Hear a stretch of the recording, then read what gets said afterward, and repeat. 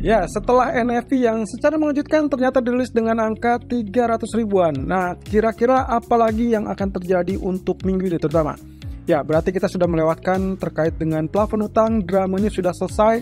Lalu kemudian yang kedua adalah NFT yang ternyata kembali menjadi titik kulminasi atau titik puncak bagi emas terutama yang sempat naik ke 1980-an tapi gagal untuk tembus 1985. Nah, jadi ada kondisi di mana market kecenderungannya mulai mengantisipasi dengan kemungkinan kenaikan suku bunga dari Fed di minggu depan. Tapi sebelum itu, kita cek lebih dulu apa yang harus ditekankan ataupun yang menjadi polemik atau bahkan kecenderungan untuk menggerakkan pasar. Ya, data ekonomi hari ini akan berkisar kepada service PMI. Jadi sektor jasa lagi-lagi akan menjadi sorotan setelah minggu lalu dihuni dengan data non-manufacturer ataupun manufakturnya. Nah, sekarang kalau kita misalkan lihat dari sini, hanya ada data yang cukup penting dari Jerman, yaitu service PMI diperkirakan 57,8, berarti ada kenaikan dari previous 56. Lalu kemudian dari Inggris sendiri, di jam 15.30 akan ada service PMI dengan forecast ataupun proyeksi di angka 55,1. Itu sedikit turun dari previousnya 55,9. Tentunya, kalau ternyata datanya relatif lebih lunak ataupun lebih rendah, maka kita akan melihat tekanan kembali di sisi pound sterling. Kemudian kalau sebaliknya yang terjadi misalkan up di angka 56, maka kita akan melihat rebound ataupun kenaikan untuk pound sterling. Nah, ini juga yang nanti akan kita bahas di sore hari, karena saya menemukan pola yang cukup menarik, yang juga cukup mencurigakan untuk pound sterling, terutama untuk minggu ini. Lalu kemudian kita lanjutkan dengan malam hari, yaitu dengan data service PMI dari Amerika. Ada dua di sini, S&P Global atau yang ISM.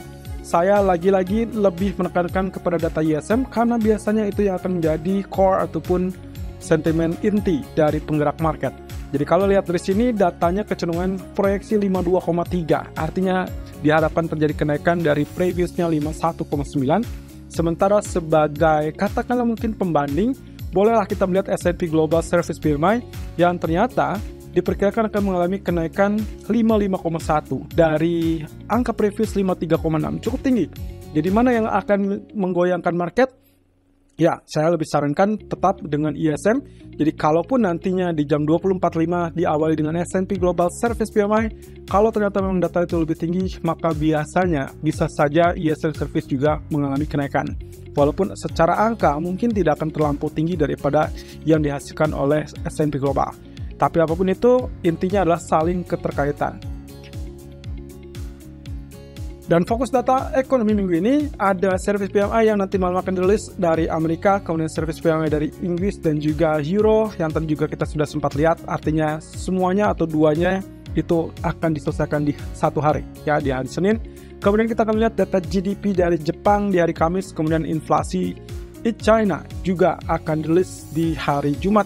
Dan terakhir adalah CPI atau PPI. Ya, ini adalah inflasi dari sektor atau sisi produsen. Kalau biasanya kita melihat data CPI, itu adalah dari sisi konsumen dan sudah dirilis minggu lalu dari Jepang, maka minggu ini giliran PPI atau inflasi dari sisi produsen. Ya, tidak terlihat dengan data yang terlalu tinggi, tapi saya ingin mereview dengan apa yang terjadi hari Jumat kemarin, teman-teman. Tentunya teman-teman sempat melihat data yang cukup sensasional dan juga fantastis. Karena angka aktualnya dirilis dengan angka 339K atau 339.000, melebihi atau bahkan jauh dari ekspektasi 180.000.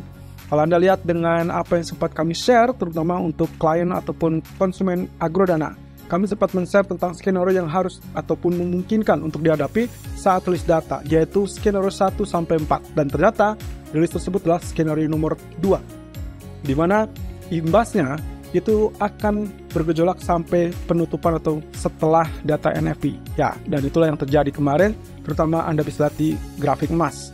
Nah, masalahnya adalah kemarin kalau kita bicara tentang apa yang terjadi, terhitung sejak bulan April 2022 sampai detik kemarin itu adalah 14 kali beruntun di mana angka aktual cenderung mengalahkan ekspektasi ataupun konsensus. Jadi terlihat di situ angka yang cukup menakjubkan sehingga akhirnya kita melihatnya sebagai potensi apakah nanti Fed justru akan tetap menaikkan suku bunga apa tidak.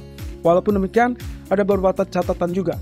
Kalau Anda lihat apa yang saya kotak di sini, ini menunjukkan setiap ada proyeksi ataupun konsensus ataupun perkiraan dari para ekonom yang menginginkan atau mengharapkan bahwa data non-farm bisa turun di bawah 200.000, kenyataannya adalah aktualnya selalu melejit kembali, bahkan rebound lebih tinggi. Ya, kita perhatikan saja.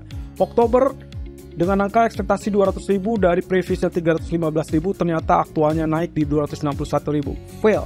Lalu kemudian 284.000 previous di bulan November, kemudian ternyata perkiraan juga 200.000, ternyata lagi-lagi 263.000. Dan juga demikian berikutnya di bulan Desember, Januari, dan juga terakhir di bulan April kemarin. Jadi itulah yang mengakibatkan kenapa kami berpikir ada kemungkinan kecenderungan hal tersebut terulang. Dan exactly, dengan previous angka di revisi 294.000, ternyata kita melihat proyeksi ataupun harapan dari para ekonom berada di angka 180.000 atau di bawah angka 200.000. Apa yang terjadi? Aktualnya lagi-lagi menunjukkan hasil yang menakjubkan. Nah, masalahnya adalah meskipun data seperti itu, apakah kondisinya akan menggagalkan Fed untuk menaikkan? Ternyata ada satu hal yang cukup menarik di sini.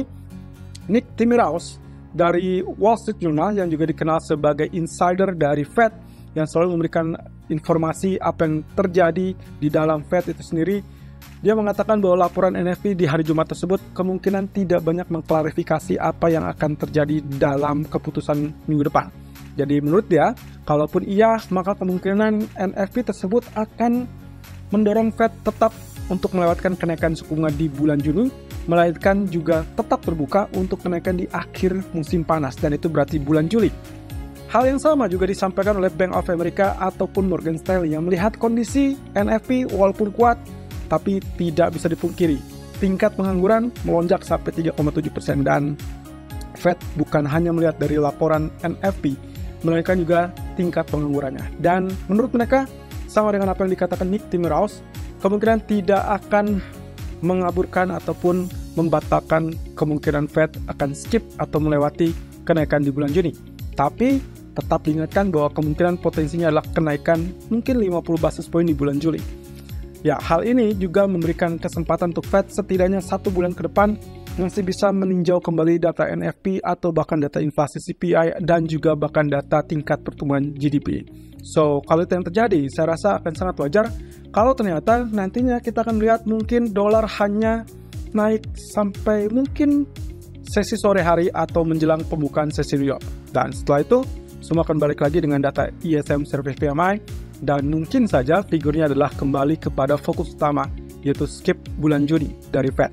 Nah, masalahnya adalah lagi-lagi selama 1 bulan ini atau Nah, makanya selama 1 minggu ini masalahnya adalah kita tidak akan melihat data yang terlampau tinggi dari Amerika kecuali ISM Service PMI.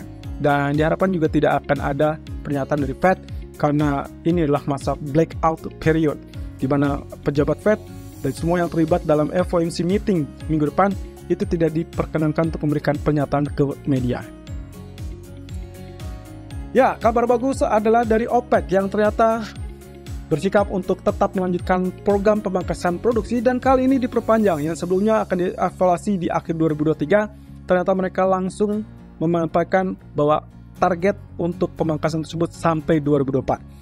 Dan yang paling jelas di sini adalah kondisi di mana Arab Saudi tidak hanya memberikan ancaman seperti yang sempat dilakukannya minggu lalu kepada para spekulan, justru Arab Saudi mengatakan bahwa dia atau mereka akan melanjutkan dengan program pemangkasan tambahan senilai 1 juta barrel per hari. Dan itu dimulai sejak bulan Juli. Jadi kalau misalkan lihat seperti ini, kita jelas melihatnya posisi bahwa OPEC sebagai negara produsen minyak sangat menginginkan harga minyak tetap berada di level tertinggi. So, gap up yang tadi pagi terjadi, saya rasa penurunan sudah cukup dengan menutup gap, lalu kemudian dia siap untuk bangkit kembali. Tapi pertanyaannya apakah dia sanggup untuk naik di atas 74? Itu yang akan kita bahas nanti sore di live streaming YouTube channel. Lalu kemudian, ini berarti kita tinggal tunggu saja pertemuan OPEC berikutnya di tanggal 26 November. Ya, ada apa nantinya? Tentunya semua akan bergantung kepada prospek dari harga minyak tersebut.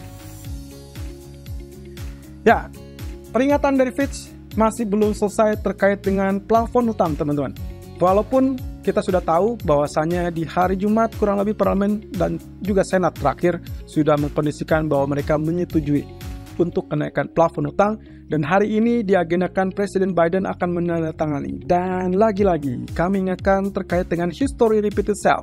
Meskipun secara historical 76 kali atau bahkan 78 kali dan kali ini adalah 79 kali untuk disetujui, tapi juga drama memang sudah selesai, tapi masalahnya adalah terkait dengan peringkat utang, dan itu sudah disampaikan oleh Fitch bahwa mereka masih tetap menempatkan peringkat kredit AS di pantauan negatif.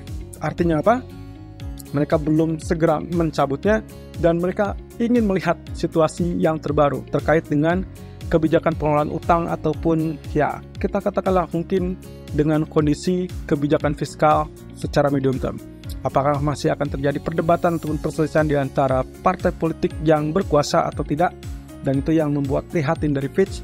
Dan ini kembali flashback dengan tahun 2011 karena 2 hari setelah para parlemen memberikan rekomendasi ataupun kepersetujuan, ternyata S&P kala itu tetap mendowngrade peringkat kredit. Dan kita curigai mungkin itu bisa terjadi lagi untuk kali ini. Tapi kita tunggu saja 1 atau 2 hari ke depan sampai nanti Presiden Biden menandatangani terkait dengan plafon utang tersebut. Ya, ini berarti juga resiko yang sempat kita umbar ataupun sempat sampaikan minggu lalu masih tetap harus diwaspadai dengan potensi kemungkinan siapapun dari lembaga pemeringkat baik itu Standard & Poor's atau S&P ataupun Moody's ataupun bahkan Fitch bisa saja mendowngrade-nya. Karena butuh waktu untuk mengaplikasikan plafon utang tersebut ke dalam Departemen Treasury ataupun Departemen Keuangan.